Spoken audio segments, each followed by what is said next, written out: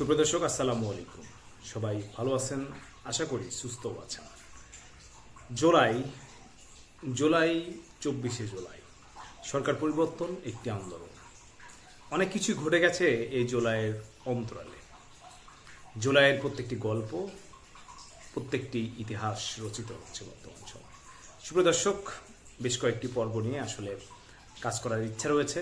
আজকে একটি পর্বের গল্প আপনাদেরকে শোনাবো। জুলাইয়ের বাণিজ্য। আমি এই পর্বের নাম দিয়েছি হচ্ছে জুলাই বাণিজ্য। তার মানে বুঝতেই পারছেন জুলাইটাকে কিভাবে বাণিজ্যতে পরিণত করা হয়েছে এবং এই জুলাইকে কিভাবে বাণিজ্যিকভাবে ব্যবহার করা হয়েছে। আমি আজকে একটি মামলার গল্প নিয়ে প্রথম পর্বটি শুরু করছি।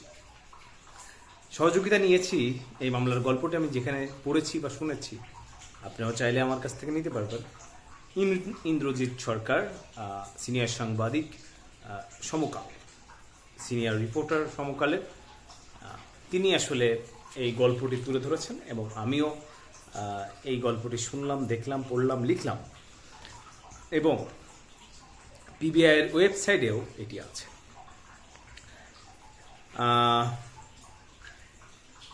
জুলাইকে অন্যায়ভাবে ব্যবহার করে টাকা কামানোর একটি বিষয় এখানে উঠে এসেছে এই গল্পে। আমি জানি না কেন আমার সাংবাদিক ভাই এখানে বিএনপি নেতার নাম উচ্চারণ করেনি এবং যিনি বাদী কোনো কারণে, হয়তো আদালতের কারণে, সেই গল্পটির এখানে ব্যক্তির নামটি রূপক অর্থে ব্যবহার করেছেন, নাম ব্যবহার করেন। এখানে যিনি এই মামলার বাদী, ঢাকার একটি এই সময় জুলাই আন্দোলনের সময় অন্যতম একটি হটস্পট জায়গা, সেটি হচ্ছে আপনারা সবাই জানেন যে মামলা, বাণিজ্য, তদন্ত সব কিছু শেষ হয়ে গেছে। এই মামলাটি ইতিমধ্যেই আলোচনা সৃষ্টি করেছে। মামলার বাদী ছেলের বাবা। বাদী দাবি করেছেন যে তার ছেলের গায়ে 30 থেকে 35টি গুলি লেগেছে। হ্যাঁ, তার আগে বলে নেওয়া উচিত 165 মামলার তদন্ত করেছেন পুলিশ ইনভেস্টিগেশন ব্যুরো, পিবিআই। এই পিবিআই 33টি মামলার ভুয়া মামলা পেয়েছে। এই 33টির মধ্যে অন্যতম মামলা যে গল্পটি বলছি, ঘটনাটি 4ই আগস্ট যাত্রাবাড়ি একটি হটস্পট। এই হটস্পটে মামলার বাদী, যিনি তার ছেলের অসুস্থতা এবং ব্যাপক মারধর, গুলি করা ইত্যাদি অভিযোগ দিয়ে মামলা করেছেন। মামলার আসামি প্রায় 70 জন, অজ্ঞাত 100 থেকে 120 জন। এখন আসেন ওই স্পটে যিনি মামলার ভিকটিম, ওই বাদীর সন্তান, তিনি ঢাকাতেই থাকেন না, কসবাতে থাকেন। ব্রাহ্মণবাড়িয়ার কসবাতে থাকেন। আহত হননি। 5ই আগস্টের সময় তিনি এলাকাতেই আসেন। এখন প্রশ্ন আসে, পুলিশ এবং আওয়ামী লীগের নেতাকর্মীরা তাকে নাকি 30 থেকে 40টি গুলি করেছে, আহত করেছে ইত্যাদি ইত্যাদি। সাংবাদিকরা কসবাতে গিয়ে তার সাথে দেখা করলে তিনি অকপটে বলেন, আমার বাবার সাথে আমার সম্পর্ক খারাপ, আমি সেখানে উপস্থিত ছিলাম না, বরঞ্চ আমি ভিকটিম বানিয়ে আমাকে বিপদে ফেলেছে, পুলিশ আসছে আমার। এই মামলা একটি মোড় নিতে শুরু করল। সাংবাদিক চেষ্টা করলেন এর ভিতরে যাওয়ার, দিনের পর দিন একটু ঘুরলেন, কি ঘটেছিল।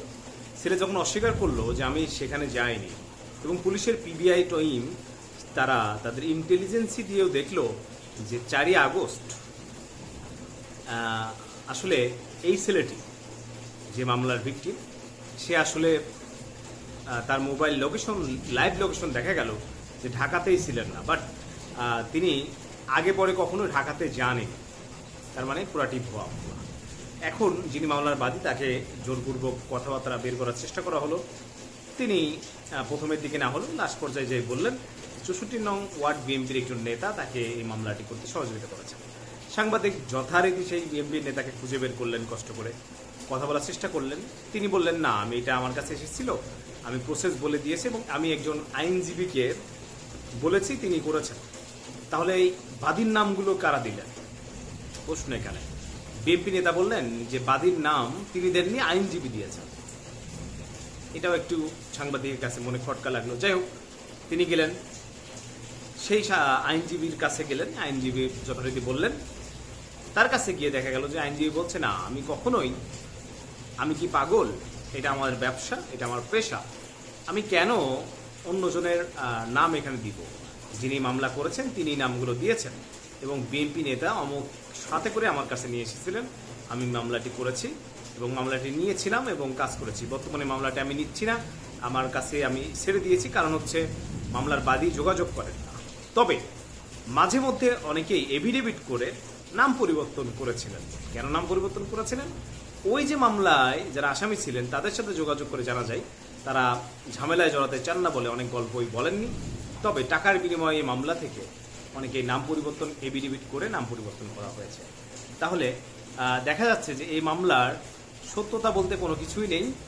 মামলার সত্যতা বলতে একেবারেই জিরো। মামলার যিনি আহতর ঘটনার কথা বলা হচ্ছে, তেমন কোনো ঘটনাই ঘটেনি।